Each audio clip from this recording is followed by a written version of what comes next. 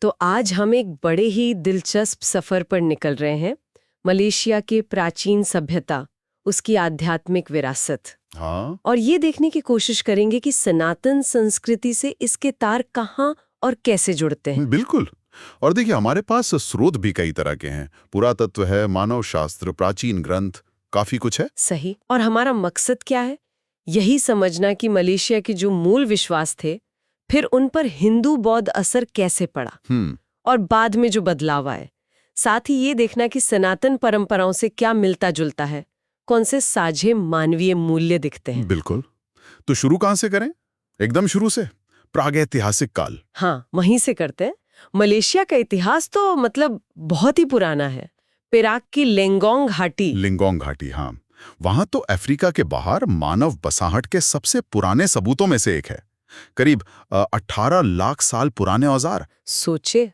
और वो पेराक मानव कंकाल भी तो वहीं मिला था, करीब 10,000 साल पुराना। हाँ, और सरवाक की निया गुफाएं भी मत भूलिए।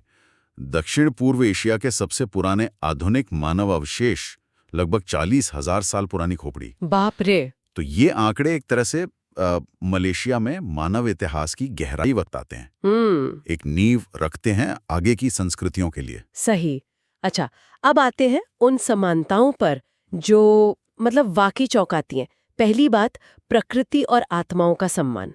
मलेशिया के जो स्वदेशी समुदाय हैं, उनमें जीवावाद की गहरी जड़ें हैं।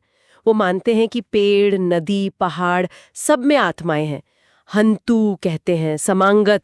हाँ, और चावल की देवी की पूजा भी होती है, बमरायोन। और ये सोच कितनी मिलती है सनातन परंपरा से, जहां हम गंगा, सूर्य, अग्नि, हर तत्व को पूजते हैं, देव देवियों की कल्पना करते हैं। बिल्कुल।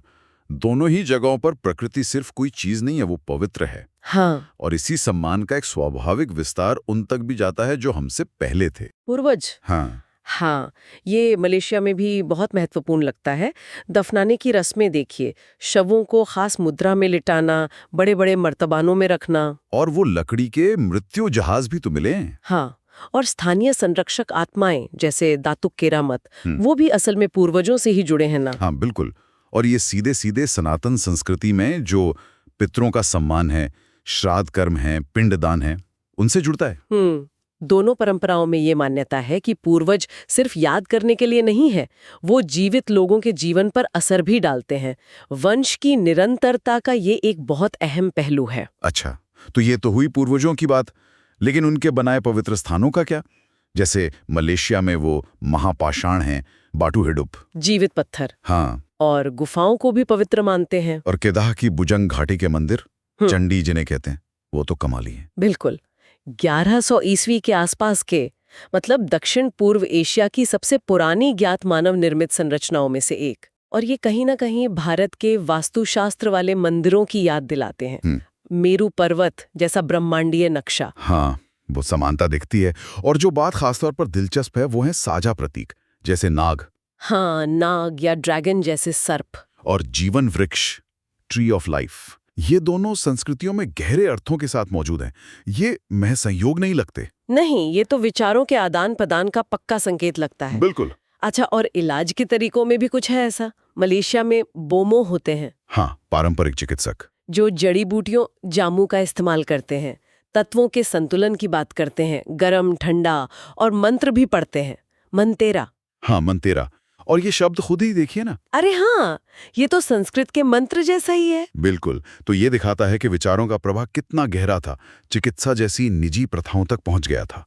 ये आयुर्वेद के मन, शरीर, आत्मा संतुलन और त्रिदोष सिद्धांत से काफी मिलता जुलता है। कमाल है। मतलब भाषा खुद सबूत बन गई है। हाँ। और ज्ञान सहेजने के तरीके, मलेशिया में मौखिक परंपराएं थीं, मिथक, महाकाव्य। हाँ, और बाद में संस्कृत और पल्लव जैसी भारतीय लिपियों का असर साफ दिखता है। और सनातन परंपरा में भी तो वेद, उपनिषद शुरू में मौखिक ही थे। गुरु शिष्य परंपरा, संस्कृत का महत्व। हाँ, ज्ञान को जीवित रखने का ये तरीका दोनों जगह बहुत महत्वपूर्ण था। बिल्कुल। और आखिर में थोड़ा खगोल विज्ञान। मलेशिया के समुदायों को खेती-बाड़ी, रीति रिवाजों के लिए सूरज चांद की चाल का ज्ञान था। हाँ, वो नक्षत्रों का भी इस्तेमाल करते थे, जैसे बलांतिक यानी ओरायन, बिंतंग तुजु यानी प्लेयड्स। और हमारे यहाँ तो ज्योतिष का पूरा शास्त्र है। पंचांग, शुभ मुहूर्त, मंदिरों का संरेखण, सब इसी पर आधारित है। सही कहा। आकाश को समझना, उसका सम्मान करना, ये दोनों संस्कृतियों के लिए अहम था। तो कुल मिलाकर देखें तो ये एकदम साफ है कि मलेशिया की विरासत सिर्फ अपनी नहीं है।